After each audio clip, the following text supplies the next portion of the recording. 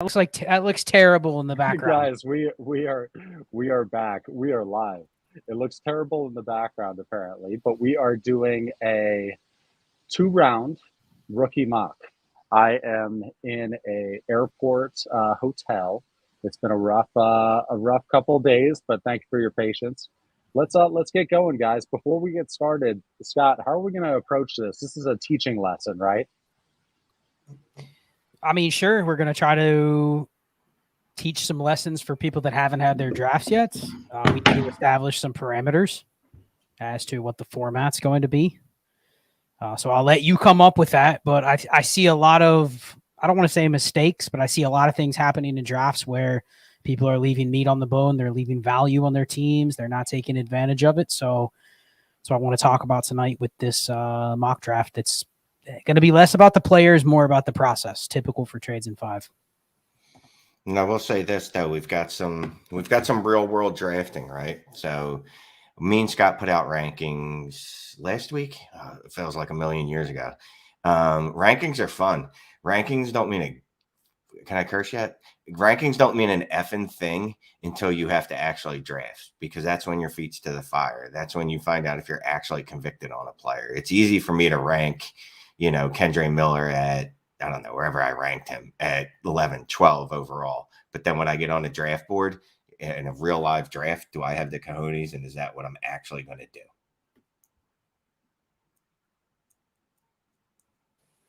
And Clay's on mute. Yes, you are on mute, Clay. You're on mute, Clay. Okay, how do I thank you. They're all flustered by us being a little bit late. So I'm going to start the draft, and then Start Clay it. can make the Can first you hit pick. start? Yes. Okay, so this is easy, obviously, but we did have that show talking about whether or not your team is ready for Bijan. So if I were one of those teams, I will have hopefully traded out of this spot. But we're going to assume, and we're going off of a 12-team Superflex start 10, 1.75 tight end premium. Yes. PPR. Turn the timer off. There's no point in having a timer. Turn it off. That's fine. I'm going to hit Bijan Robinson and then get the timer off. Yeah, we should turn the timer off because honestly, the timer does no purpose to talk through the picks. Listen, I've seen a lot of people making mistakes and taking Bijan at 101. Yeah. And it's a mistake to the element of if you're not ready for Bijan, somebody's echoing. If you're taking Bijan at 101 and you have not looked to move back a spot, if you're not ready for him on your team, I think you're leaving meat on the bone. And I've seen a couple people say that they are not going to take a third to trade back to the 102. But we are at a point now where Anthony Richardson is a first-round startup pick. Whether you agree with it or not, he's Justin Fields. Like, he's in that range already. And whether you agree with that valuation or not, I think you're doing yourself a disservice by, not taking Anthony or not trading back if you can just get like a third or something like that. Shane, can you turn the timer off? I just figured out how to do it. My apologies. My first time running a draft. So I apologize, everyone. And I think to my point, if you're picking 101 and you're not ready for Bijan, you need to take what you can get. You don't need to worry about, that's not enough for Bijan. It's got to be with the team that's at the 102. But I have seen so many teams just take Bijan and you look at their roster and you go, they don't have a plan. What are they doing? They could have traded back to the 102, barring the team at the 102 doesn't need a quarterback or is not targeting Richardson. Now, I've been at the 102 and I have no incentive to go up to the 101 just because I'm just fine taking the 102 value. So, but yeah, 103, Shane, you're up. Yeah, so I'll say this about the whole Bijan trading back thing. I know in the league you used to be in, Scott. You were in there. I had the 101 because I had tanked last year. And as you probably assumed, I don't think I was especially ready because I needed a second quarterback. But I'm pretty confident in my skills of trading to be able to get it done later. So I took Bijan. I also took Zach Charbonnet, and that was pre-NFL draft. I don't want to talk about that. And then traded for Lamar Jackson after I traded for Bijan. If you've got skills like that, go for it. If you don't, yeah, you might want to just get and take that extra third if that's all someone's going to give you. On the clock, off. So yeah, this is one of those things where I was talking about putting my feet to the fire. Oh, what's going on? Okay. Auto draft. Auto draft. Yeah. Good job, Shane. Did- So I want to. What are you gonna do? We can. Yeah, I'll delete this draft because I'm an idiot. I think we can remember the first 3 picks, right? And we'll just talk. We don't need the draft board. We can just track it. We don't. That's fine. All right. So Scott. So can't you manually assign players and like delete it and shit? I forget that. I want to wait. Hold on, player name and remove. Just chill. Let's try to make No. this. No. This fun. I deleted the draft. At this point, what's more important is talking through what's going on, right? So if the mock draft, it does absolutely nothing. It's gonna auto pick the rest of the picks. So I just say delete the draft. Clearly, letting Shane and I run the mock is not going to work. Did you start a new one, Shane? No. Or are we just getting rid of this screen? Okay, cool. We're just gonna get rid of this. Let's go back. Let's go back to our home. Should we go back to our normal overlay? Let's do it. Okay, I love it. All right, stop sharing. Okay, we want that. Beautiful. All right. So sorry. This is our home. This is our home. Apologies, everyone. Yeah, I went Bryce Young, and what I've found is that in most drafts, when I'm given the choice between Bryce Young and CJ Stroud, what I'm actually doing, despite my pre-drafting cognition, that's not how you use that word, but my inclinations prior to the draft were that I was going to go CJ Stroud, but I keep ending up pulling the trigger on Bryce Young. I love the ceiling. Me I keep too. calling him Baby Mahomes. The fact that he was the first overall pick, I don't know. I guess maybe that was enough for me to get and take him. Now that said, I still like CJ Stroud plenty. Like there's definitely no hatred there at all at CJ Stroud. If I don't get Bryce Young, I'm perfectly content with getting CJ Stroud. Yeah, so that would put me at 104, and I'd be smashing CJ Stroud. I don't mess around in Superflex. I would if I were in good shape right there and didn't need Stroud. If I already had 3 solid quarterbacks, I probably would still take him because I like to hoard just like Scott does. But so yeah, I would take CJ Stroud here at 104. If I didn't, my next favorite player is I guess it's JSN at Seattle. And, I'll say the mistake I keep seeing people do at 104 is people drafting Gibbs or JSN when there's a quarterback on the board. Like You don't need to. And I don't think Gibbs or who's the other guy, JSN, are nearly the type of prospects that make me pass up a quarterback. At least not a quarterback with this kind of value in a super flex draft. Yeah, I mean, I pulled some warp data today and was going through it and literally looking at the last 5 years worth of warp data.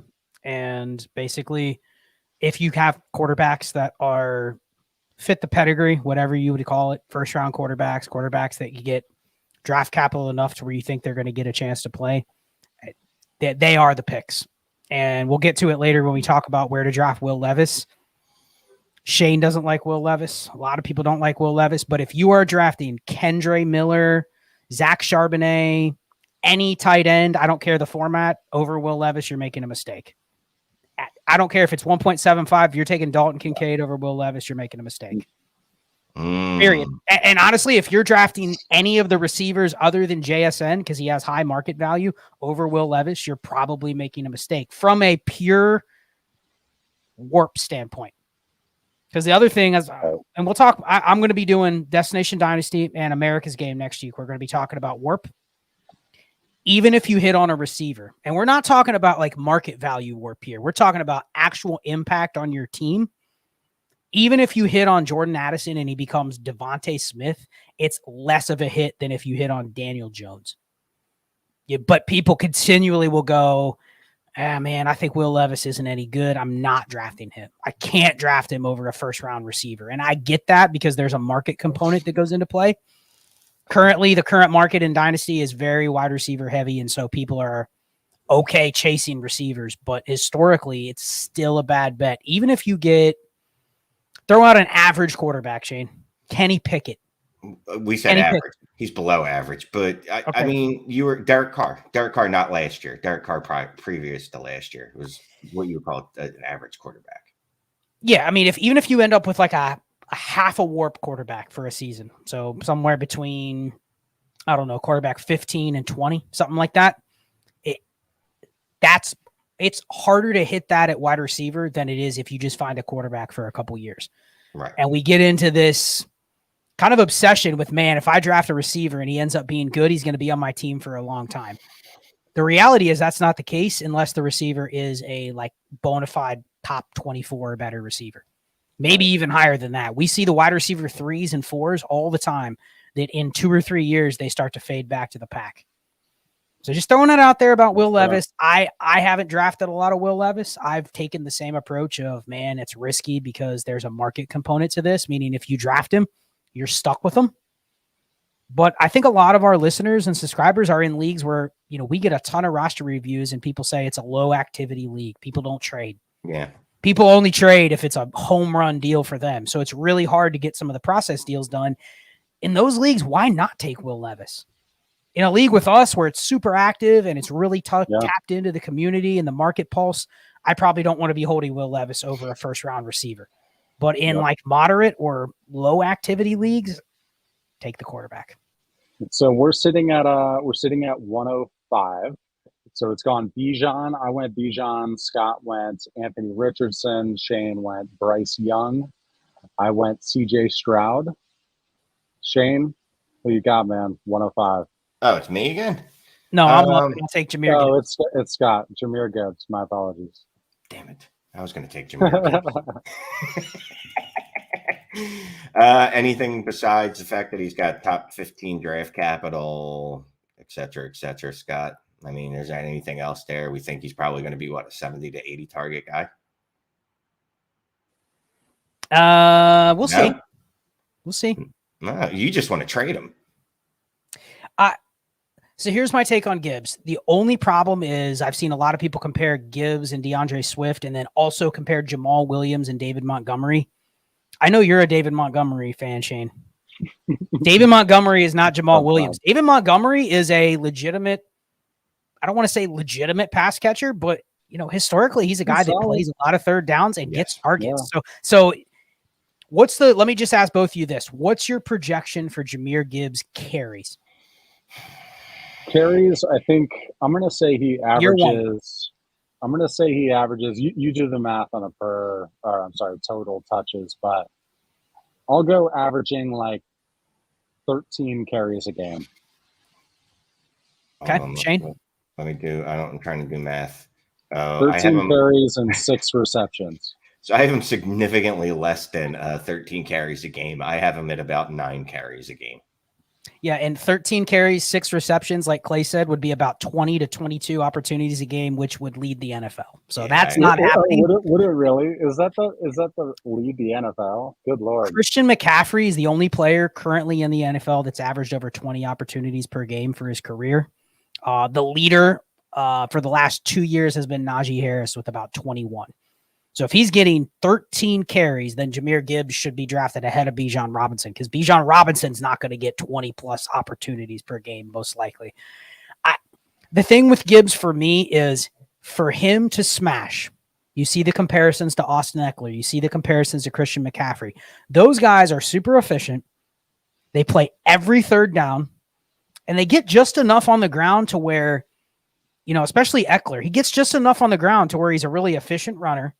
But he gets enough to basically just be the cherry on top. But you remember Christian McCaffrey's smash season in 2019. He could have had 0 carries, 0 yards, 0 rushing touchdowns, and he was a top 3 running back. That's the path for Gibbs. And that's my only worry with Montgomery is I'm not saying Gibbs won't be involved, but he needs to be David Montgomery doesn't play a third down. And I just don't know if that's going to be the role he's going to have if David Montgomery exists. Because if Montgomery plays 40% of the third downs, what is Jameer Gibbs? He's good, but people are sitting here projecting him to be a top 10 running back production-wise. I think he's hyper efficient, maybe grows into the top 10 slot next year. But if you're telling me I have to wait a year for a running back to be a running back 1, I'm paying a pretty expensive price. What is he now? Running back 3 in ADP? Well, why didn't you take JSN over him? So you didn't take JSN real quick. I'm taking JSN then. Yeah, you could. That was my thought on Gibbs, though. I think we're getting to a point where people are just saying he's RB2 or RB3 in Dynasty. I mean, immediately that becomes a sell for me without even blinking. Yeah, look, if we here's what I've said, and I think we're drafting Gibbs like we're going to be able to trade him for like this King's ransom, and I don't think it's going to be there. I really don't. So it's funny, but by the same token, I could easily see Jahmyr Gibbs being a top 10 back this year production wise. He could be, which is the funny part. But I mean, I'll say he's fine at 105. He's fine at 106. You know what I mean? Considering the draft, I can't. If you draft him over one of these quarterbacks, though, I think you're not doing it right. You're doing this incorrectly. CMC is like the best running back ever. Legitimately, yes. He is. Yeah, he is. Yeah. You could take away every rushing attempt he's ever had, and he would still be up there. Numerous RB1 seasons, and he never carried the ball once. Jesus Christ! All right, if you're on mute again, Clay. So at 10, Shane, I'm here. At 106, you okay, Shane? Are you pissed at me? What am I missing here? I'm in a freaking hotel, for Christ's sake. I missed a flight. It's been a day, bro. Okay. So I'm up at 106, right? Or 107. No, I'm at 107. You just went, right? He went JSN. You're up 107. I'm taking blue jeans. Sorry, Shane. Ooh. Definitely blue jeans. Okay, so who's talk up? Through talk through the pick, Okay. Clay. You're taking him at 107. Yeah. This is a league where you're in with 11 other Dynasty and Chill, 8 Trades HQ, and Trades in 5 subscribers / followers. Every one of them hates Will Levis. Are you still making that pick? Yeah, I am, honestly, because I mean he's like a better lottery ticket than Zach Wilson. At least that's like my organic thought about Will Levis. So yeah, if I'm at 107 and a quarterback and a super flex is on the board, give me Will Levis, because if he ends up hitting and people still don't like him, then whatever, I'll sell one of my other quarterbacks. But I'm not turning down a quarterback at 107. I could see taking Will Levis at 107, and honestly, anyone that does, I wouldn't be like, oh my God, that's awful, because he's a quarterback in a super flex league, and he was just outside of the first round, and apparently Malik Willis, in case anyone was worried about him, might not even make the team. Not that should even enter into this, but at 107, I'm fine with it, again, because I'm looking at what's behind him, right? Do I expect Jordan Addison, Quentin Johnston, Zay Flowers, or nope, that's all of them. Do I expect any of those guys to be like an elite wide receiver? I really don't. You know what I mean? Could we be wrong? Sure, but I just don't see it with any of them. So I'm fine with taking Will Levis here. I probably wouldn't, because if I had the 107 or 108, I'd probably already trade it for Jordan Love. And I'm like, all right, well, that's what I'm riding my hopes on, Jordan Love, which I don't know if that's actually that much better than Will Levis. Yeah. Okay. So Scott, are you up at 108, my friend? Yeah, I'm up. I'll take Jordan Addison. I think he probably has the best landing spot, best quarterback of all the rookie quarterbacks, or other than Herbert. But I think for early production and efficiency and landing spot, Addison has everything. I think this is where people get hung up on. Jordan Addison isn't a stud. He's not an elite alpha producer. They may not love the fact that he's going to a place where there's a better receiver than him. But again, it doesn't matter. You're shooting here for, I'm not trying to draft the next Jamar Chase with this pick. I'm trying to draft a usable receiver. I've accepted that he's probably just a high-end threshold receiver at best, right? I get some RB or running or wide receiver 2 seasons out of him. Maybe he jumps into the Devontae Smith, T. Higgins range, gives me like a low-end wide receiver 1 season, 1 time. That's it. And that's the attack on this receiver class is, oh man, there's nobody better than that. That's all we're getting. Okay. I think, I know, I think we have to accept that the difference making receivers are, you can count them on one hand. Difference making, meaning 17 plus points per game. If you're going to hit 14 to 16 points per game, there's half a dozen of those guys or more every year. They're not a scarce asset. Now, there's ones that have more market value, so it's nice when you can draft them and then you can go, okay, people liked Garrett Wilson better than they like Jordan Addison. And if Garrett Wilson hits, I can sell him for a boatload, just like you can right now. But I don't really see Jordan Addison much different than the receivers in last year's class. There's just not as many of them. So it's weird how we're looking at this class going, oh man, it's not as good as last year. But what is that based on? I mean, what is it based on to say Jordan Addison is not in the same class as Treylon Burks or Chris Olave, Shane? Well, what's the difference? Nothing, and nobody liked last year's class either, except for like 3 dudes or maybe even a girl out there. But you agree, if last year's class happened now, people would love it because it's more receivers, and that's what the current market is. So it's weird that people don't like the few receivers in this year's class. People don't like them. I think people like them. Look, I'll say this about Jordan Addison. Like, I love his landing spot. Now, like, does it take being an elite wide receiver 1 out of the mix? Sure. Does it take being T. Higgins out of the mix, though? No, because we've seen that T. Higgins can exist. You know what I mean? Especially if it's going to be on an offense where the target's going to be concentrated. I mean, we have T. Higgins, Jalen Waddle, and Devontae Smith. They all have a receiver better than them on their own team, and they are all top 12 receivers. So sure, not all of them can stay in that range, but why can't Addison be what those guys are? Right. And given my choices out of all the wide receivers, the reason JSN's 1 is because, well, I still think he can be a 1 on his own team. Jordan Addison, not unless an act of God. Yeah, he's not surpassing Jefferson. And then we'll get into these other wide receivers, but I don't think Zay Flowers has the target potential, and I just don't like Quentin Johnston. So here's where my head is at, and correct me if it's like way off base, but as far as Jordan Addison, like, I'm hoping for a Keenan Allen or a really good like Tyler Boyd, almost like kind of just a solid PPR guy who, in a tiered PPR kind of format could be nice. Almost a Amon-Ra St. Brown, maybe not quite that good, but like that style. Like, I want him to get a lot of targets. And then JSN, I feel like that landing spot, people were all soured by it, but I thought it was such a positive because it created a kind of, like we say with the elite quarterbacks, when they become available, that's when you strike. I think JSN became more attainable again with that landing spot because he was 102 in a 1 QB, locked and loaded and ahead of Gibbs. So I don't know. Those are my thoughts there. No, like, who's on the clock at 109? Shane's you, up. Shane. Oh, I'm Here up. Here we go. Because he doesn't like these two receivers. There we go. And he hates his boy Zach Charbonnet's landing spot. Anthony Richardson, Bryce Young, CJ Stroud, Jahmyr Gibbs, Jackson Smith and Jigba, Will Levis, Jordan Addison, and then we're talking 1.75 PPR. Scott, he's going to hate it. But why would I go Zay Flowers here? Like, given my legitimate choices are Quentin Johnston, who thinks football is volleyball. He catches like this.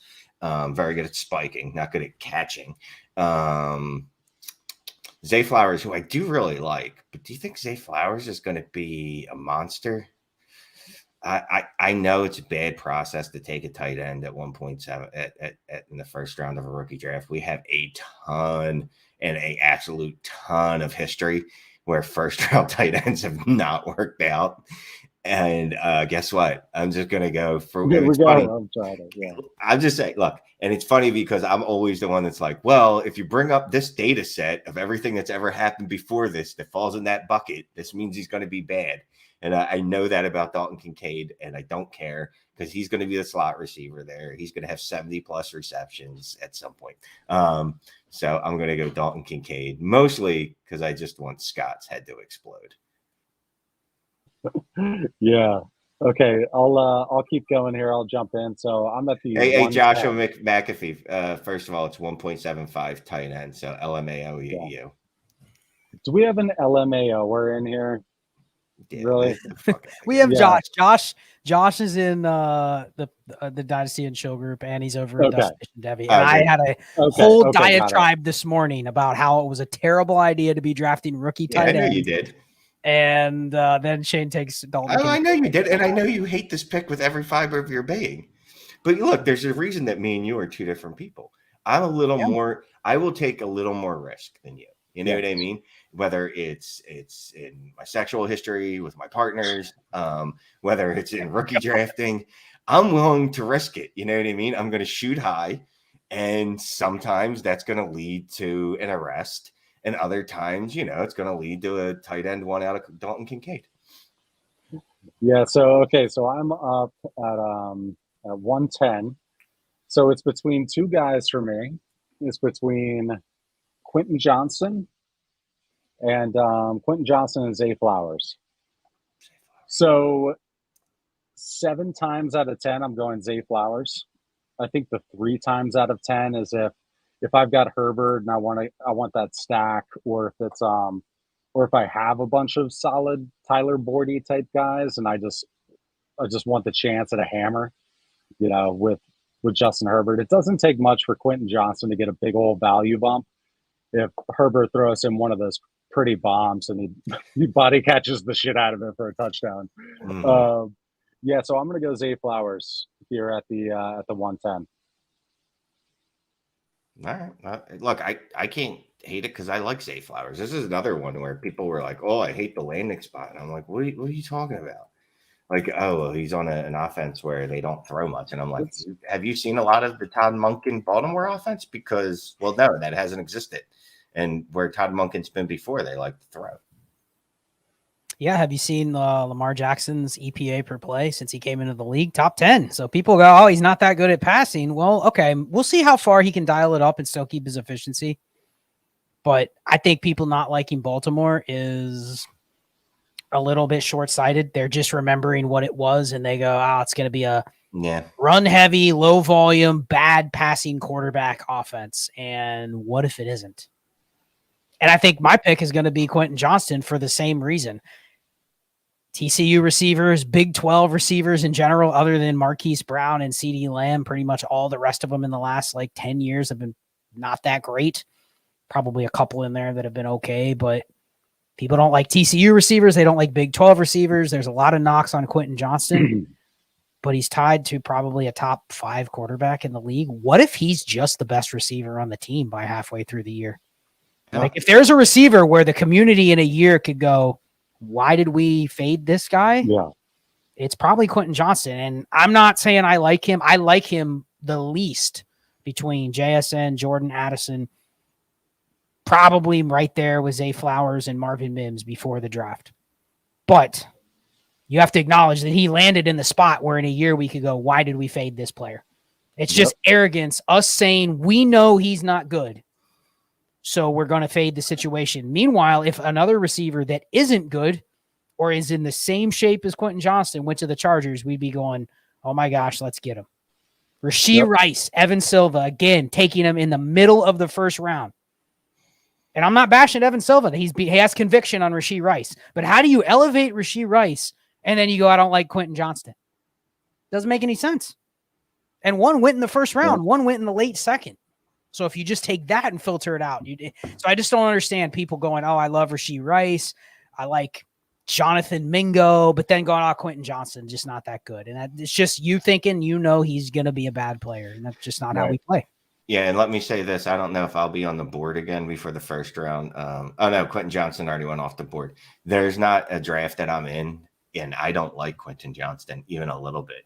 But there's not a draft I'm in that if I have a top 12 pick, like if I'm you would let him go past. No way. You know what I mean? Same with Will Levis. I picked him today at 110 in the draft that I'm in that me and Scott are in that I traded for. Also, I got Jordan Addison and another first for Garrett Wilson.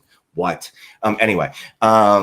But yeah, there's no way I would let him fall out first because, again, that arrogance. I'm not arrogant enough to think that I'm going to be right because, well, I liked Sky Moore last year. That's all I ever need to know about life. You know what I mean? I liked Jalen Reagor. And no, I wasn't alone, but I'll own my losses and I'll learn from them. So, you know what I mean? By the same token, The NFL liked him in the first round. So, you can teach a guy to be a better hands catcher. You can't teach someone draft capital. So let's recap so far. So 101 Bijan, 102 Anthony Richardson, 103 Bryce Young, CJ Stroud at 104, Jahmyr Gibbs 105, JSN at 106. The 7 spot, Will Levis. 108 is Jordan Addison. 109 Dalton Kincaid. 110 Zay Flowers. 111 Quentin Johnston. So Shane's who do we have? Who's up at 112? Shane, last pick. Oh man, Scott's gonna explode. Like, I don't know if I can make this pick. Scott might jump through the screen and just punch me in the throat. All right, Scott. I'm sorry. I'm taking Devin Achane. I don't care if he's 5'9", 188 pounds. I don't care. I'm doing it. Nice. I can't ignore the draft capital. I can't ignore the fact that there's not really any wide receivers after him that I like. I can pretend that I'm more interested in Kendra Miller, except that I haven't been able to actually be interested enough to draft him over Achane. And someone put Charbonnet in there. I could not fade Charbonnet any harder than I am right now. Look, I loved Charbonnet. You know that coming into the draft, but let me just add this. I'm gonna do this in a 2-part show, like I said, on DD and on America's Game. But I went through and pulled the warp data for the last 4 rookie classes and tracking what the draft picks are worth based on where those players were picked, trying to get a sense of what draft picks are actually worth from like a warp perspective. And it's crazy when it goes to either neutral, like it hits 0. So if you're familiar with baseball, like WAR or wins over replacement or wins above replacement, it's kind of the same thing. It's not perfect because we're not factoring in like sit and start decisions, which does impact warp a little bit when it comes to football because you actually have to set a lineup. But it's amazing where it starts to drop off and it goes below 0. It's before the 206. And it's been in the last 4 classes. So essentially what that is saying is if you were making a pick after it was like the 203, 204, if you take the average of the 4 classes, if you're making a pick after the 204, you are essentially saying, I know who's good in this range.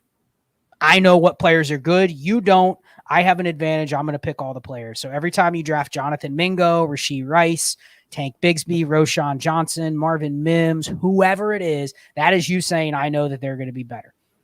When really the data says you should get rid of all your picks in that range, concentrate on picking the high warp players or the warp players that are above 0, at least, using that capital when you can actually buy the warp when it's sitting in front of you.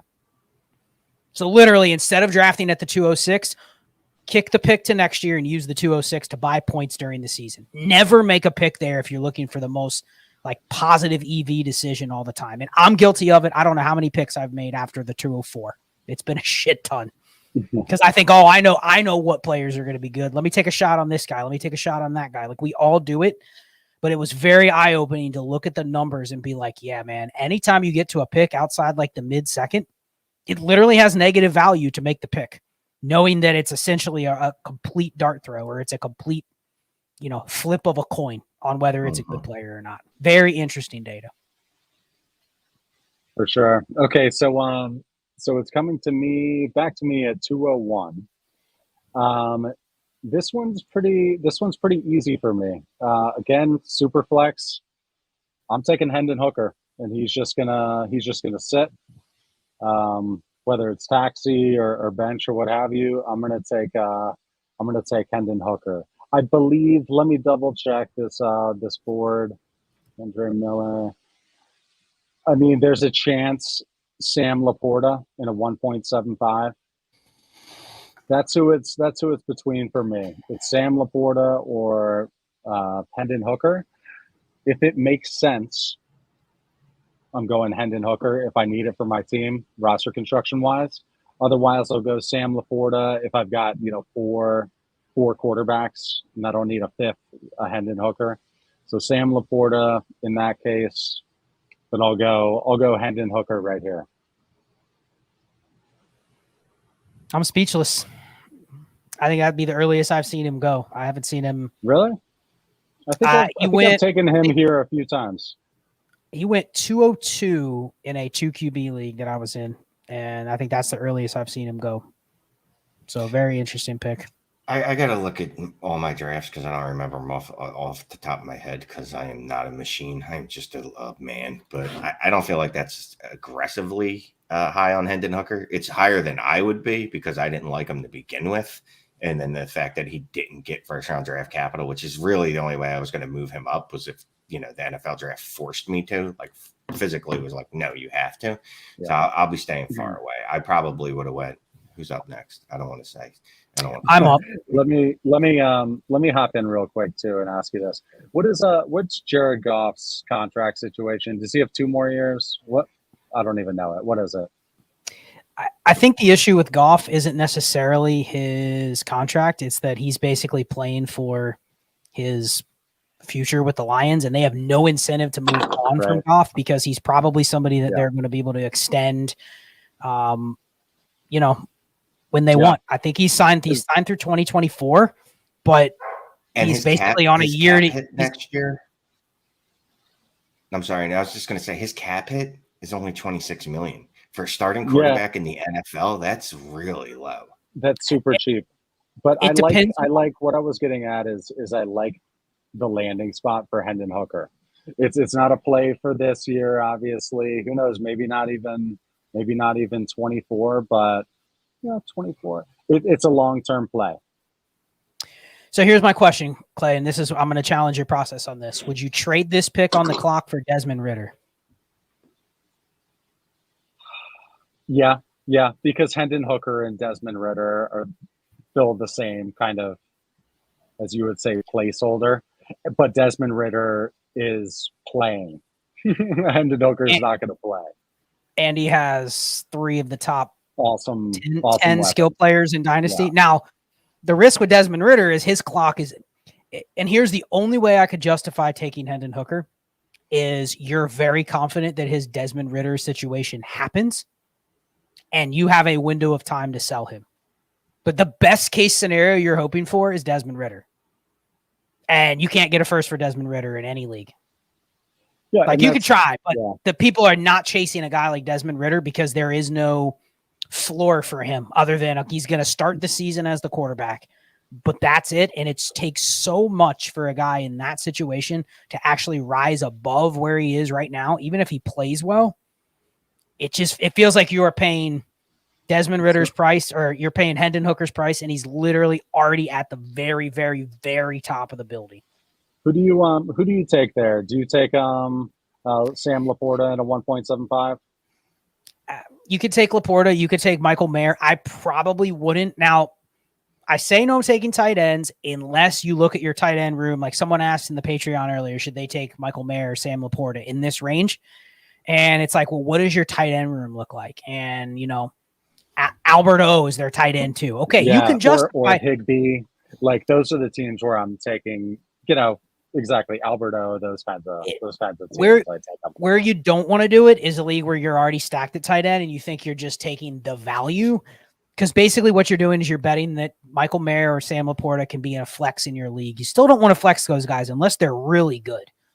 Not just like, okay, but you want them to be really good. So if my roster construction was like, I have no tight ends and my best one is like Dawson Knox or something, okay, fine, take one. Like, but understand you're doing it to fit your construction. You're not doing it because it's the best, most valuable player on the board, unless your league for some reason really, really wants to buy a guy like that. So I would take Zach Charbonnet. And this is where you get to the point where you're like, it feels like it's a negative warp pick almost. You're getting to that range. But I would take Charbonnet just because, listen, I mean, he's a second round running back. So you're taking him, you're taking him here then? At 202. Yeah, no, I'm taking him because there's nobody better to pick. You could take Mayer, you could take Laporta, but I'll just take Charbonnet. It's the range where you just start not loving the picks, but you're probably not going to be able to move much around in this range either. And I'll just say this, and I'll let Shane go because I know he loves Zach Charbonnet and did not like the fact that he landed on the same team with Ken Walker, but what is the expectation when you draft a running back at one of these picks? It's not that he's a starter. It's that he's a usable asset for multiple years, right? If you expect anything more than if you expected more out of Zach Charbonnet, wouldn't he have gone in the mid first? Right? Like, isn't the second where you start comfortable just drafting running backs that have some sort of pedigree? For and sure. you just hope for the best. You just hope for the best. That's it. For sure. So this is where we go here. All right. Am I going to go format? Am I going to go? I don't like anything really. I'm just going to go lean back on format. It's second round. It's a what do you call this? It's a tight end premium league. I'm going to go with Michael Myers. I don't care that Michael Myers. I don't care that Sam Laporta had draft capital over him by like 2 picks, 3 picks, whatever it was. Either way, I like Michael Myers over him. I think I'll see more targets than him, but I'm not really a scout guy. But I'm just gonna I think Myers is a better prospect than Laporta, so I'm just gonna draft him. Yep, fair enough. By the way, we haven't addressed the crowd. We've got 418 eyeballs in here. We've got a couple. Yeah, it is a little light. Maybe because I was late as shit. I apologize to everyone. So we do have 2 loves though from Facebook. It looks like Ben. Where did it go? There it is. Ben Ceslado Padilla. So that is Mr. Padilla's wife, mom, something. Shane, is your mom here? Can you get your mom in here with? No, I think we permanently. Mr. Padillas? No? Yeah, my mom's just permanently off the show after. Oh yeah, that was so good. Okay, so thank you for joining tonight. As always, if you wouldn't mind, just look down, hit that little thumbs up. We'd appreciate that. Easiest way to help out the show. So we're going. We're to me at 2:04. So super quick here. We've got Bijan, Richardson, Young, Stroud, Gibbs, JSN, Levis, Addison, Kincaid, Flowers at the 110, Houghton Johnson at the 111. Shane took A-Chain at 112. I took Hooker. Scott just took Charbonnet at 202, Mayer at 203. So I'm up at 204. It looks like that tight end Laporta was not taken. So Charbonnet. I'm gonna go Sam Laporta. Yeah, there you go. I'm a little worried about Laporta's role for the Lions, but I can't really blame you for taking Laporta and Mayer in this range. You see, they're always gone in this range too, because people think that 1.75 really, really moves the needle, which it does to an extent, but you still have to hit on what ends up being like a top 10 tight end for this pick to actually pay off from like a warp perspective or a value perspective. So know your league, I guess, which market, some markets have tons of like market elasticity for tight ends. Like if you have tight ends, people will trade for them. So if that's your league, fine. Right. A lot of people probably aren't willing to trade for Devon A-Chain because he's too small, or Zach Charbonnet because of his landing spot. So like if you're talking trade asset, I can see the tight end. A lot of my tight end ranting is just against if you're just drafting to hit, it's not usually the greatest idea, but I would have taken Laporta too. So well, I just want to say that, Scott. Oh, sorry. Go ahead, Shane. Just real quick, every draft pick I make hits except for Sky Moore and Jalen Reagor. Outside of that, always. Except for the ones that don't. Right. Yeah. Right. Yep. 205, Scott. Who you got? Oh man, 205. It starts to get. I like taking these running backs, but then you can also sit here. I had this discussion with Eric earlier. We recorded America's Game a little early this week, and we kind of lumped all the running backs in this tier. So you have Charbonnet, A-Chain, Kendre Miller, probably Roshan Johnson with where I'm seeing him get drafted in these leagues, and Tank Bigsby. So you have those 5 that all go in this range. Yep. How many of those guys end up giving you 5 startable weeks this year, Shane? What's your guess? Okay, so I don't mean to be. I was just checking out the Boston fans leaving the stadium earlier. Peace. Yeah. What player are we talking about? Running back startable weeks out of Kendre.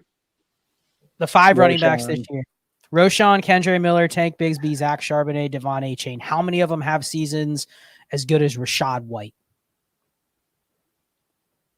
I'll go with 1. So why would you draft 1? I got him. I took the 1. Right, but why would you draft if you're picking 1 out of 5? Why would you use 1 pick on one of them? Wouldn't you rather just keep this pick, trade this pick for a third or a second? So you get a third and a second. Don't you think you can buy the Rashad White during the season for that? Once he's actually second? No, you can't. Yes. I know you're super low on Rashad White, but the community's actually not. And No. Rightly Not so, now. they should not be. Not now. What I'm saying is I get capital for this pick. I wait until one of these 5 starts producing, then I just go buy him in the season. Why take the risk now spending the 203 or the 112 in A-Chain's case? Why pick when you can just hold that pick, wait for the season, go buy the running back? That's what I'm saying. You're playing the odds, because you think which one's going to be good. Well, 1, yeah, I actually do, because I look at landing spot and draft capital. I'm going to go, you know what? This guy's better than fucking Roshan Johnson, who went in the 4th round, who's a trap pick here, and anyone that's taken him should be kicked in the nuts.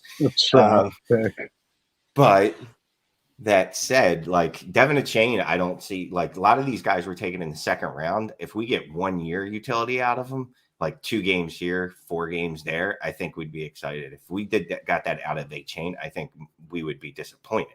We expect him to actually do better, to do more than that. Like drafting Kendre Miller here, not that you have, but I probably will if you don't.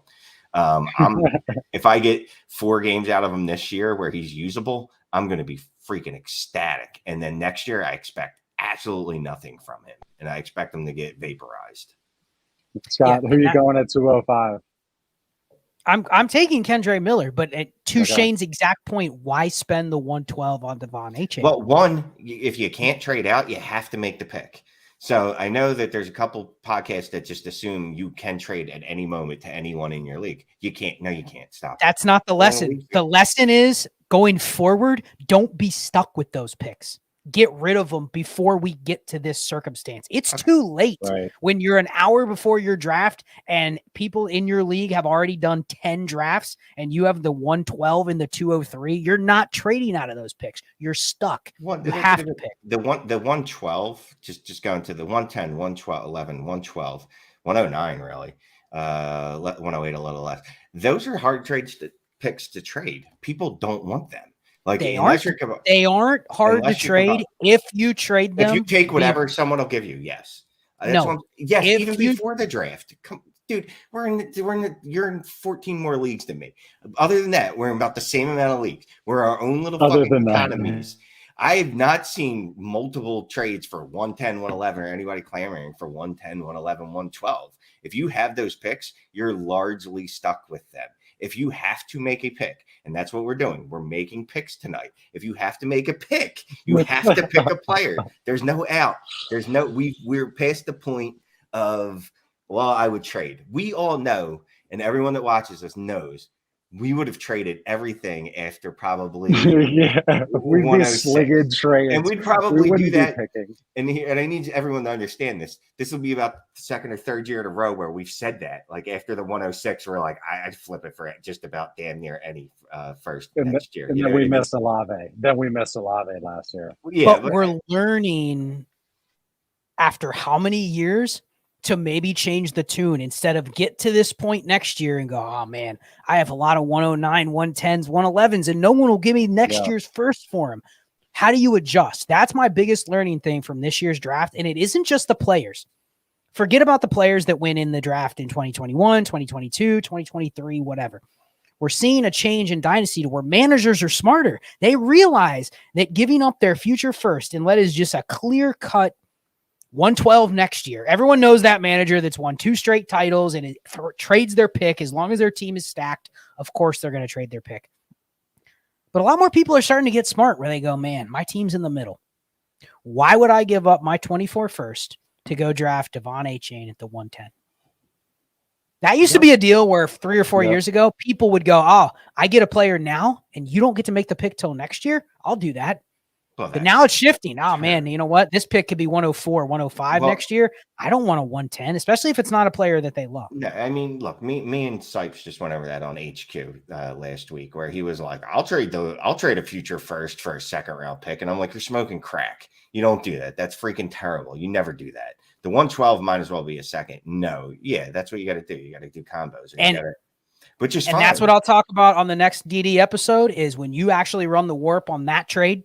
That's an advantage trade to the team getting the future first. If it's truly a trade that could end up being the 104, 105, give up a second, give up an extra third, give up an extra player, get out of this range of picks before everyone knows that it stinks. Because you look back at some of the numbers, yeah, sure, there's some hits in this range. Someone said Olave, you miss on a couple players. But largely when you get to like the 110, you are flipping a coin at best, at the very best.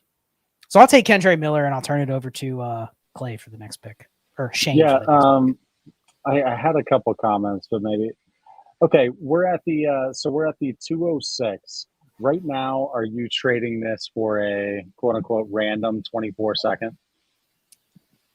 Are we there? Yeah, it's yeah. If you know it's an active league where you can flip that second for basically the same type of contribution during the season, yes.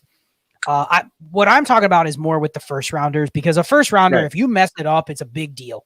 You don't want to just pick players because you're stuck. A second, like I wanted to get a couple shares of all the running backs in this range, right? I didn't want to get 10 of them, but I wanted to get a couple A-Chains, a couple Kendre Millers. Like I want to have a couple, but yeah, I think the smart move for the most part is to trade out at a certain point and just use the pick during the season. You're muted again. Clay's up there. Shane's up though. 206. Yeah, Shane's up 206. And look, I'm assuming I couldn't make a deal, right?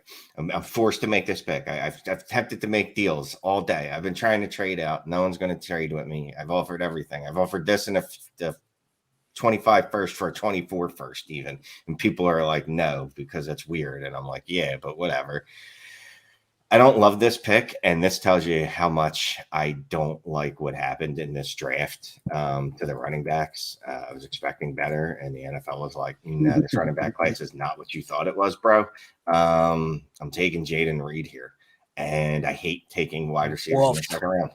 Okay, again, we're looking at the options available, Scott. You're right. Should I take Jonathan Mingo? Should I take Roshan Johnson, who has fourth-round draft capital? No. Roshan or Tank Bigsby would be my pick. Not even close. Terrible. Okay, you take fourth round running backs. So they'll be lucky. Tank went in the third. He went in the same range as who's he behind? A couple other running backs. He's going to get. Yes, you have to get on the field and play and touch the ball to score points. You do. I know a lot of this is philosophical and heretical, and it's not the word theoretical. That's the word I was looking for. Be careful. You're starting to try to get some more advanced words every second. But why do we know that Tank Bigsby isn't as good as Travis Etienne? Because he's got third round draft capital, and Travis Etienne. We don't know that. You don't need to draft running backs early in the draft anymore. So then you're right. Draft capital doesn't matter. What they did in college doesn't matter. Everybody's just the same. No, these things fucking matter. Travis Etienne had far better draft capital. Travis Etienne was a far better producer in college than Tank fucking Bigsby. And Roshan, I can't even transfer to another goddamn school, Johnson. Like, they're not even the same type of people. Oh man, that was a great rant. That was great. I was about to put in the chat too. Who's the feistiest tonight? That's what we'll do. We'll do some sort of giveaway. I mean, Shane just won with that rant, right? I mean, but he was before that too. He's all sorts of feisty. I'm in a good mood tonight. I'm in a hotel for one more night in Columbus. Freaking miss. I think, okay, Shane made one really good point that got lost in that rant, and it was back when he was talking about Kendre Miller. If you can get 3 to 4 starts from Tank Bigsby, that's worth more than hitting on Jaden Reed, unless Jaden Reed becomes basically what you want all the first-round receivers to be. So if you are that confident in Jaden Reed, then take him. But if Jaden Reed becomes, let's see, I don't know, Elijah Moore, Michael Gallup, somewhere in there, it's a 0. It's a 0. Oh, yeah. But here's the thing. At one point, you could have traded Michael Gallup for a first-round pick. So here's the thing. You have to understand that. Literally. And explain that. You're drafting Jaden Reed to trade him.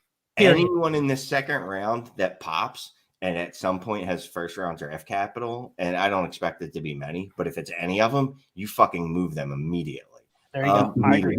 You don't go, oh, Michael Gallup, see what he did? I'm going to ride that out because now he's a legit wide receiver. Like, no. You just – there's a reason that, you know, I was trying to trade Christian Watson and George Pickens in a bunch of leagues, right? Just because these are guys that I don't expect, you know, even if they pop, there's no reason to count on that type of player as being like a foundational piece. So you flip them immediately when the hype gets high. And you can tell me, oh, well – yeah, but then you miss out on Isaiah Pacheco. You miss out on Dameon Pierce, right? So you've named 2 players out of like 400 that fell in that range, and those are the 2 you remember. Well, and here's the one thing you just made another point that hits home perfectly. Why would you draft a guy like Jaden Reed, right? You draft him because it's a receiver market and you could flip him. Why would you draft a guy like Tank Bigsby? To use him, right? He fits your roster build. You're using him. You're not drafting Tank Bigsby to turn around and try to trade, because how many running backs are getting traded for what you would want to trade them for? It's not the market to do that. So I think we have to just, because people ask me all the time, they go, why don't you like Rashee Rice or Jaden Reed? Or it's not that I don't like them. It's just, what are you trying to do with them? A lot of times it's just pick between the two. And more often than not, the way that I play, the way that I've constructed my teams, I need the guys like Tank Bigsby. I need 10 shots a year on those types of guys. Yep. I already have my quarterbacks and receivers locked down. So it's really how you roster constructed that determines these picks. So anyway, like and even if you draft one of these guys and then can flip them for 2 seconds, all right, well, I got 2 more shots, and then like that's fine. Perfect. Like I don't want anyone to think I'm drafting Jaden Reed here and going, you know what? This is the Green Bay Packers future wide receiver 1. I got the next Antonio Freeman right here. And people, that's more realistic, Shane. Say that again. 2 seconds. Because you know what happens if Jaden Reed goes out and has 8 targets and has a big game week 1? Guess what? A lot of people won't trade him for 2 seconds because they think he's going to be more. They don't have the discipline to go, you know what? I'm going to not bucket him in a range where I think he's going to way exceed what his pedigree was. I'm not going to take that 2 seconds. Yeah. I think he can be better. I'm going to wait. Then you wait a year and you go, wait a second. I can barely get a second for him. Oops.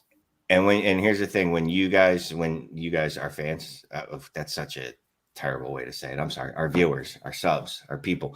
If you're watching in season and any of these players pop in the second round, except for the tight ends in this premium, you're going to hear us going, yeah, take 2 seconds for him. Just take it. And you're going to be like, I don't want it. And we're going to tell you to do it. For sure. Okay, so I'm up at 207. Here for me, it's between Downs and Tank Bigsby. I'm going to take Tank Bigsby.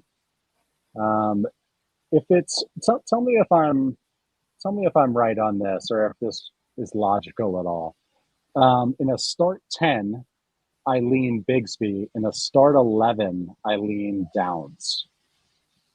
Is there any credence behind that? I don't know. In a start 11, I feel like I want wide receivers. Start 9, start 10. That's where I want running backs. Best chance to be able to flip them. I don't think you're wrong. I don't know start 11 moves the needle. But when you start getting into start 12, start 13, you guys have seen if it's a start 12 or start 13, you can win with dog shit running backs. It's gross. It's so gross. Because there's so many players that start. If you have the firepower at tight end, at quarterback, and you have enough receivers that can, because the other thing is you can start, 7 or 8 receivers in those leagues. All you need is if you have enough of them that have concentrated target shares, you're going to get some spike weeks. And if you kind of throw your running backs down to the lowest common denominator, when you have that many starters, you're probably not carrying a ton of value at running back. You actually have a better shot of hitting on some of the bad running backs that you're forced to put in your lineup. You go, oh, Shane, it's a start 12. You got to throw somebody in there. Oh, cool. I threw in Chuba Hubbard. He scored Boston Scott. Boston Scott. He's playing the Giants. I'm good. Yeah, and so I think in deeper leagues with more starters, you can slim your running backs down further because you have to start more players across the league. You end up actually getting more out of your bad running backs. When in shallow leagues, what happens to Chuba Hubbard? That 26 points, I guarantee he's on your bench because you started David Montgomery over him because you thought, oh, he has a higher projection for this week. So yeah, I see your logic with that. You want to have receiver firepower in deeper leagues like that, and you can get away with literally any running back that's starting. You can throw in there. So I like that. Probably start 12, Clay. Start 11 is probably Start right 12? on the fringe. Okay. Yeah. Okay, so 208, Scott, you are up. Let me just real quick do this. So 201, I went Hooker. Then Charbonnet went 202. Michael Mayer 203. I went Laporta at 204. Then Miller went 205. Jaden Reed at 206.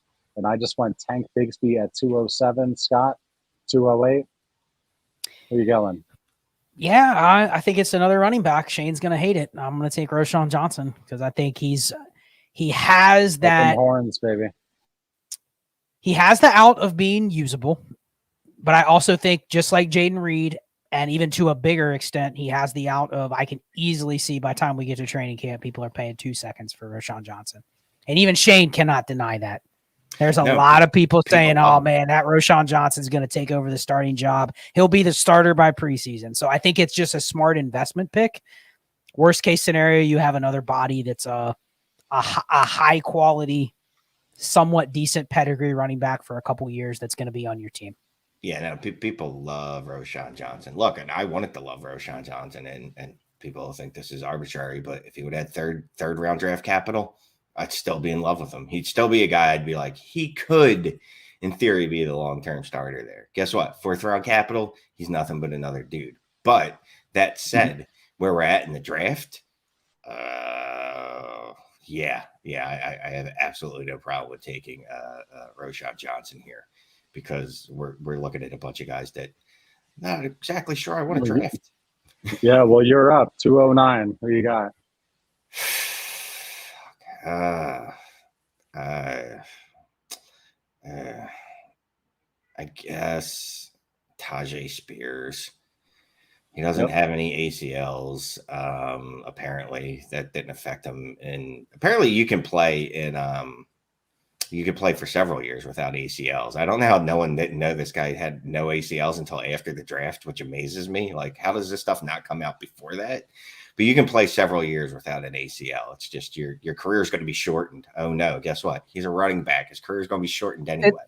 That's the crazy thing about the Tajay Spears hate is, oh man, aren't you concerned he's not going to play that long? I'm like, dude, I'm drafting a running back at the 209 for literally 2023, and I'm lucky if I get some of 2024. Yeah. So I could care less if his career is over by 2026. Yeah. Or 2025. It doesn't matter. It's a running back. If I get 3 solid years out of him, I'm like, oh my, we got overpaid there. So I'll take him here. Yeah, there you go. Hines Ward had no ACLs actually, and the one started to grow in, and he had it removed because he was like, I don't need these. It's like no, don't grow in. No, I don't do. They made that up. I don't want. Good pick with Tajay there. Yeah, so I'll go. I've seen it for some reason. People are like, oh man, can't draft him because he's not going to be there on my team in 5 years. And it's like, go look back at the running back landscape in 2018. Tell me how many of those names, besides the ones that are like Hall of Fame track, are still around. Like none of them. Okay, so I'm up at the 210. I am going to take I'm going to take Josh Downs here. That's it? Just Josh Downs? That's it, man. Yeah, because I was going to take him potentially earlier when we were talking the start 10, start 11 question, but I ended up going Bigsby at the 207. So I'll take Downs here at 210. I like Downs. Yeah. Oh, man. 211. Could push the running backs again, but I will take – I have 0 shares of this player. 0, and I've done about half my drafts already. Probably won't get any because he goes way higher than this. But he did get that somehow. He got that top 40 draft capital, which historically is better than going in the 3rd round, like some of the receivers that have already been picked. So I'll take Jonathan Mingo, and this will be one of those where like this is where I'm looking to get my share of him, which won't happen. But like hopefully I get 1 or 2, and it's in a random 210, 209. This would be the point where I'd be like, all right, I'm just taking him. So I think you probably could take him anywhere past the 206. I'd be fine taking him. Shane, close us out, man. 212. Yeah, just based on the fact of Mingo's draft capital, I have to go with the same concept here.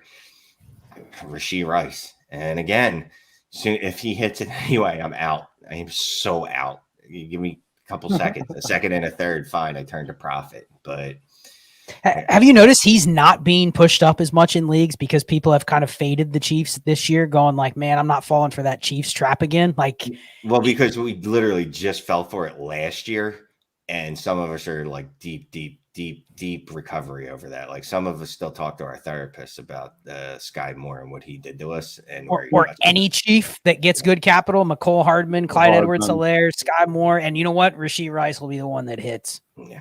Probably. But if he does, you know what? Look, I'll trade him for a couple seconds and it's still a profit, so I won't be too upset. Yep. Let me ask you this. Jalen Hyatt or Rice? I mean, Shane, you obviously just took Rice, but talk to me about Hyatt. Not a fan? You'd rather go Rice and Mims and maybe a running back over Hyatt? Yeah, I didn't like Hyatt before the draft. And then, he was one of those guys where I went, all right, if the NFL tells me I need to like him because they drafted him in the first round, then I'm going to like him more than I do now, which is not at all. And then the NFL is like, don't even worry about it. You don't even have to think about Jalen Hyatt. And I appreciate that of the NFL. So I have absolutely no interest in him whatsoever. It is interesting, too, that no one mentioned Luke Musgrave. He did only get drafted about 7 spots lower than Michael Mayer, yet he's really not in the discussion because just preconceived bias. And the fact they drafted another tight end in the 3rd round. I don't love him, but he does have like a 9.9 RAS score, just no college production. So that's one of those boxes where it has to be the right format. But I have a ton of Luke Musgrave.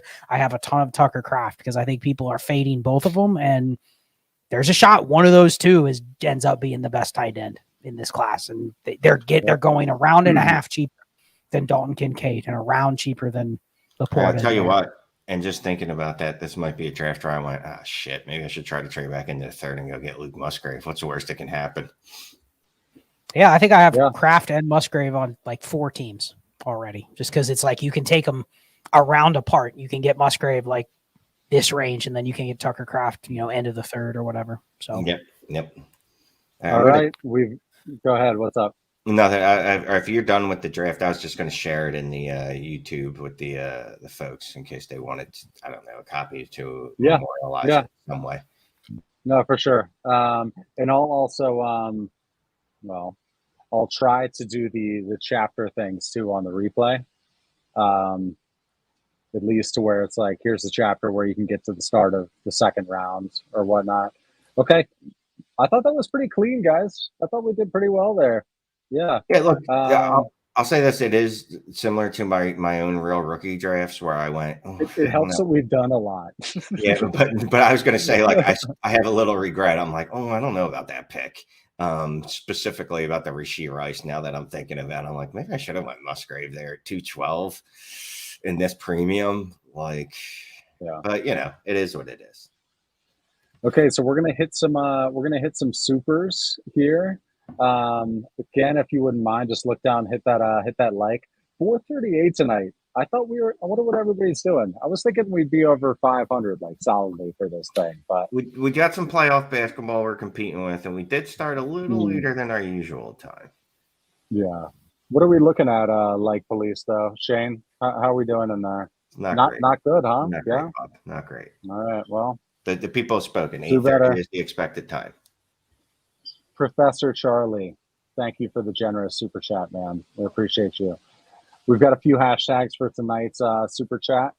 First one is hashtag $ per DM. Yeah, he DMs the shit out of Shane and Scott. So, and I talked to him about other stuff. Hashtag pay to brag. Hashtag 5 trades in 5. Okay. First 3 done on the clock at 101, 1/2 TD1. All right, we're starting right there. What does that mean? Help me out here.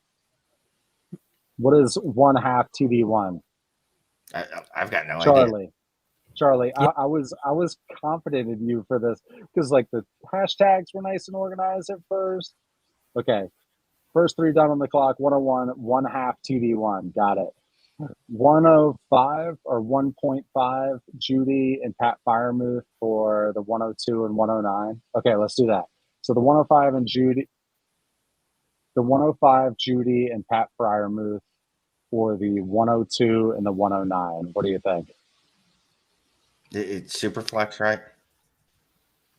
Yeah, super flex, and I think his league is a 10 team, or it might even be 2 QB, 10 team 2 QB. I feel like. Anyway, Yeah, I'm fine with the 102. Yeah, I think getting the 102 is huge. Especially if it's 2 QB, but even super flex, I'm fine doing that trade. it looks like the second one is London and a 24 first for the 103 and a 25 second. I'm not going to do it. I'll take London and the 24 first. I will say this: if you don't have a lot of London in your leagues, like me, I do have a lot. Just go buy London because people have absolutely no respect and no hope for him whatsoever. They treat him like Jahan Dotson. I only bring up Jahan Dotson's name because someone put his name in the chat.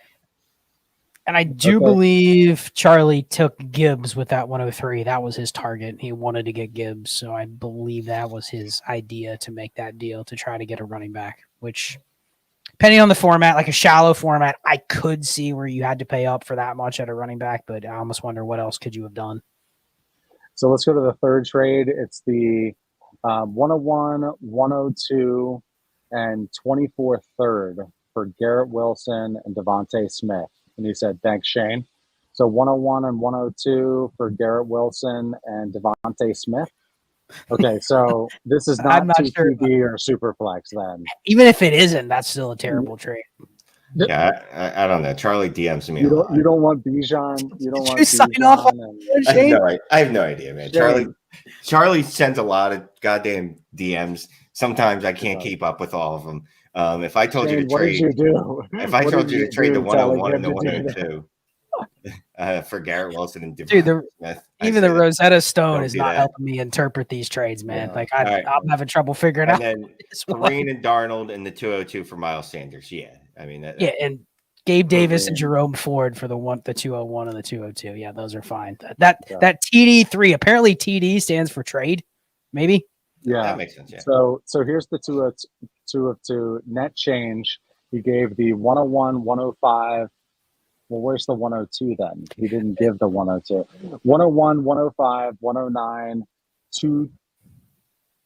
the 202, a 24 first, and a third. And London, Davis, and Darnold. He got Garrett Wilson, Devontae Smith, AR, Bryce, Sanders, Flowers, Musgrave, Spears. Okay. I mean, it's a super flex, and he has Bryce Young and Aaron. I think they've corrected us in the chat. It's the 101 and 2/3 for Devontae Smith and Garrett Wilson. So not that was a hell of a trade. You're welcome. Got it. Yeah, that's a smash. That's a smash. You're welcome. I'll take the credit for that then. Yeah.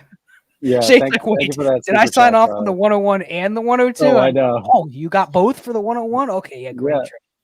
Oh, Shane does roster reviews. Let me do a quick mention of roster reviews. So we have, I'm trying to think how many we have in the hopper, but we're about to be able to bring on a new chunk off of the wait list. And I've got a bunch of emails that I haven't gotten back to yet. Apologies, traveling for real work and having fun doing some videos for this channel. There's an awesome one that's going to drop tomorrow. So freaking proud of it. Liam and I went back and forth 12 times on it. Okay, so what was I going to say? It's in the middle of that. The hell was I talking about? I was asking. We're doing roster reviews, so make sure you send reviews. Yeah. So I'm gonna open up like another 10 or so. We've got the wait list form, and then your emails that I haven't responded to, I'll take a peek at the timestamp and then I'll send you the wait list, and we'll get you on there. Okay. Hopefully that makes sense. All right. So let's keep on keeping on here. Thank you for that, Charlie. Mandy's got one. Hello, guys. Scott question. What ranking do you use to see threshold players? DLF ranking, ADP, or how they ended last year?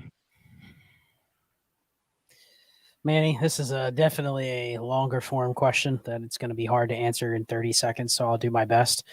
So I have some really good resources at DD that help me out with warp data. So I have access to all the historic warp data, at least through the last 7 years or so. That helps guide and I did a lot of this before I had access to the warp data, but it came to the point where I wanted to get the data to match, kind of what my own Excel research and stuff came to. But the roster construction series, like it's all kind of based on math, based on your league format, based on the scoring, based on how many starters, how many roster spots. To answer his specific question, what rankings do I use? I don't really use any rankings. You're just kind of having a pulse for the market. Like when I say the threshold is top 50 receivers, we could ask 10 people in the chat who's in around their top 40 to 50 receivers, and we'd get probably 75 different names. So there is kind of like a gut feel, an approximation of who fits in those ranges. But the most important thing is to understand the construction and understand the ranges. I'm a terrible analyst to tell you what players to put in there. I'll give you my opinion, but a lot of times I'm going, oh, there's 5 receivers you could put in that range. I'll just take one of each. Because it's just it's playing the template versus actually playing the player. Yeah. Okay, let's hit thank you for that super chat, Manny. Let's hit Rockstar's super chat. Rockstar 127 UT. It's a 10-team Superflex start 10, 109 for Debo. No, give me the reroll. I don't want. Give me the reroll with the first round receiver. I'm taking Debo, probably. I'm close. I'm close there. It's a fair price. Yeah, you know what? I like Zay Flowers. So I'm clearly very close on this because if Zay Flowers is there, I'll take Zay Flowers. Yeah. Or Quentin Johnston. Or Quentin Johnston over Debo? Obviously Jordan Addison. Shane, do you know how old Debo is? 34. 26. 27. Yeah, he's actually he's just not one of those receivers I want to pay first for. And if that means I miss out on a year and a window of a year with him, fine. But guarantee when he's 28, 29, you'll be able to buy him for less. Yeah. Noah, who also, he's our resident Paul Rudd lookalike. At least he does from that avatar from this distance. I don't know. His wife was going to buy him a roster review for like an anniversary or something. But she bailed on it. I must have creeped her out in my response back to her via email. I thought you were going to say she bailed on the marriage. I mean, it's much better that she bailed on the roster review than the marriage, I guess. Yeah, she bailed on Noah. Sorry, Noah. Yeah. Noah got Kelsey for that's a win. 111 and a 112, 12-team target contender. Hell yeah, man. Just smash. Just smash. Okay, Thank you for that super chat. Let's go over to Robert Giuliano. This is a 1 of 2, 10-team Superflex, 1 PPR, 1.5 tight end premium, start 10. QBs are T-Law, Watson, Cousins. RBs, Bijan, Walker, Pacheco, Aaron Jones. Wide receivers, Diggs, Waddle, Amon-Ra, Olave, Ridley, D-Hop, Tony. Tight ends, Hawk, Kittle, Dulcich. Goal is win now with set, but see 2 of 2, or 2 of 3. Got offered Chase for T-Law and a 25 first. Didn't think it was worth it given my team build. He then offered Chase for Diggs, 25 first, 26 first. Those are available. 26. Mm-hmm. There's no way 26 is a year, right, Shane? No, there's no way. Yeah, people have been DMing me asking me about 26 drafts, and I blocked them. Yeah. Okay, so there's that. They are available on Sleeper if you've had your draft. They are there. Oh, wow. Time permitting, thoughts on Kenneth Walker from both a 23/Dynasty outlook. Love the content. All right, let's go back to the first one here. Am I trading Diggs and a 25 and a 26 first for Jamar Chase? Was that the question?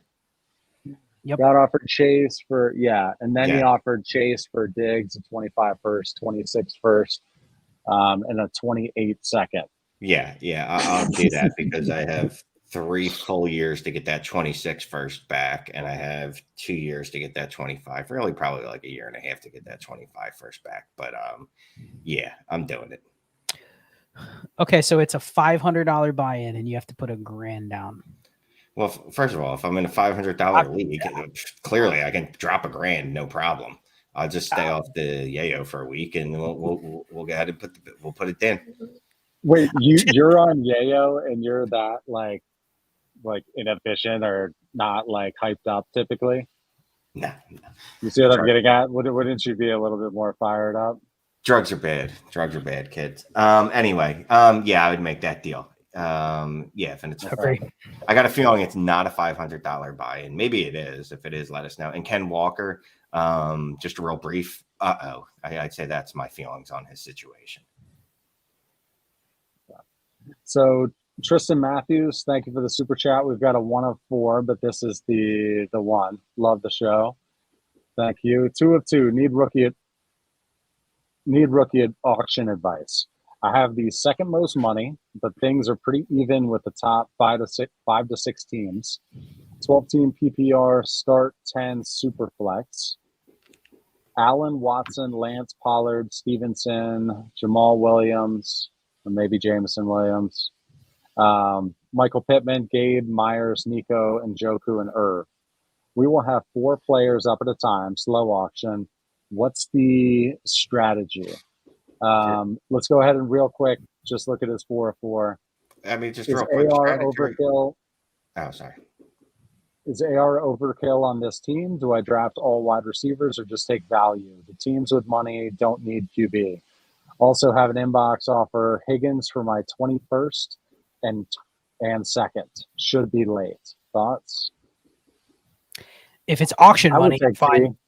Yeah, if it's auction money, I'm fine doing it. The biggest thing in auctions is I don't care where your stack is, even if he has the second highest stack. The one thing he said that makes me think he's in trouble is there's at least 6 other teams around. I don't care how much money I have. If I have the big stack, even if I have 30% of the money, if there's 6 other teams that have 10 to 12% of the money, I have nothing. I mean, yeah, I'm going to get 2 players, but that's probably more than, or that's not enough compared to probably what you paid to accumulate that 30%. So if I'm him, I'm going to the teams that I want to get a couple of those teams out. I don't care what I have to trade. I just did an auction where shout out to Ruben, who does Coast to Coast Dynasty. He and I had all the auction money. I came away with 24 of the top 40 rookies because we got everybody else out. It had nothing to do with how much money we had. The money was irrelevant at that point. So he needs to get some of those people out. Trade some of his players. Trade Trey Lance. How much auction money? Can you knock one of those teams out that's not going to be able to get a quarterback? Can you sell them Trey Lance to get all their auction money? Yeah, that's worth more. Yeah, it's worth more. You gotta go one way or the other. You're in the middle, and that doesn't work for auction drafts. Okay, Jake, thank you for the super chat. Appreciate you, fellas. Also, friendly note, sometimes you just gotta believe your guy. No, it's totally on board with that. Get your guy. No, I'm not. No, because you're playing probabilities is what you're doing. So no, it's not feisty. It's 70 to 80% of the time the smart move is to move him. So I'm not smart enough to guess when I'm going to be right that 20% of the time is the way I look at it. If I always sell, yeah, I'm going to lose some. But if I come out ahead 70% of the time, just like when I was in high school, that means I pass. Well, to his point, he mentions Dameon Pierce. No. Doesn't Dameon Pierce feel like the best case scenario for like Kendre Miller or Tank Bigsby? For sure. Can you sell Dameon Pierce for a first right now? Probably not. But if you realize the reason you drafted him was for what he gave you last year, and it's just gravy if you continue to get multiple more years out of that from Dameon Pierce, I'm not worried about selling him. Yeah. That's why Shane is right. If you can ever sell him for a first, do it. The best time to sell him for a first is after you get the first year out of him. You get kind of have your cake and eat it too. You get some points from him and then you sell him. But if you can't sell him, you just draft them to use them. Like that's where you slot running backs in that go where Dameon Pierce did in the draft. And if you get more than 1 year, then awesome. Luca, thank you for the super chat. Shout out to Scott for answering my DM this weekend. Didn't end up making the trade. The guy backed out and took Kyler instead. I don't know if you remember that one. You're nodding your head. It seems like you do. I vaguely remember. One out of 237 DMs you've received this week, right? Yeah. No, but thank you, Luca. Yeah, Shane and Scott do answer a lot of DMs, and we appreciate that. Okay, Luca, and then the last one here is from Joel Eck. How bad is my? Thank you, by the way. How bad is my team situation? Superflex, 12-man, 1.75 tight end premium. Mahomes, Daniel Jones, Spears, Izzy Abanikanda, CD, London, Judy Dotson, Curtis Samuel, Goddard, Mayer have 424 early to mid firsts and 225 firsts. I like your team a lot. I mean, you could use maybe a running back, but I'll let my better half. I like it a lot. I like it a lot. What he would do here. You have assets to be able to upgrade. Yeah, you got 424 first and then 225 first. Like your team, if it's in a bad situation, it's because you suck at trading. Like, and I'm not saying you do. I'm just saying that's the only way the situation could be poor is that you're bad at trading or everyone in your league is just in a coma and no one will make moves. You've got a solid wide receiver core with CD, London. You've got okay wide receivers in Judy and Dotson. Yeah, you need a quarterback. You got some running backs that need help, but you got Goddard and Mike Myers. I can't say his name correctly now. Michael Meyer. Dude, yeah, you're fine. You look at the flexibility. You have flexibility. That's the most important thing you have, and you have it. And I'm surprised you didn't say. I mean, he has Daniel Jones. Like that's top 15 quarterback. Like he's not bad. He's not bad at all. No, I'm sorry. He's got Mahomes. He's got the best. He's got the QB1 in Dynasty, and then he's got at worst the QB. We'll say 12, 13, 14, somewhere around that range. So like, dude, you're fine. You're 1,000% fine. Real quick, throw a 25 first and Daniel Jones together and see if you can go get Kyler Murray or plus. Oh, or maybe not Kyler Murray because everyone hates Kyler Murray. You can probably trade Daniel Jones straight up for Kyler Murray. You can throw in the 26 first too. You can slow play it and go, I'm going to play for next year. Or you can also take that team and trade 4 of your 8 future firsts and go try to get something out of it. You know, try to win right now. Dude, that's it. That's it. That was like pretty efficient. It was pretty efficient. A little feisty, a little late. Apologies on my end. No, you guys are awesome. 422 people still in here. Hit that like if you wouldn't mind. We'd appreciate that. And yeah, there's going to be a sweet show come out tomorrow. I'm super stoked about it. Gosh, I got to get on the plane at 11 or something. It'll be out. Hopefully it'll be out by 9 a.m. All right. That's all I got, guys. Clay, thanks for making it work, even though the circumstances are not ideal for it's our Tuesday crew, baby. We can't miss Tuesday live streams. It's got to be a legit reason. And a canceled flight, it was honestly gold, man. I'm in this freaking hotel. It's beautiful. Feeling good, man. Shane, would you like to say something, sir? I appreciate everybody watching. Hooray for the Sixers. 1 game away from getting rid of the scumbag Boston Celtics. I don't even care about basketball. But no, appreciate everybody coming in tonight. We'll be back to our normal time-ish next week. Ish.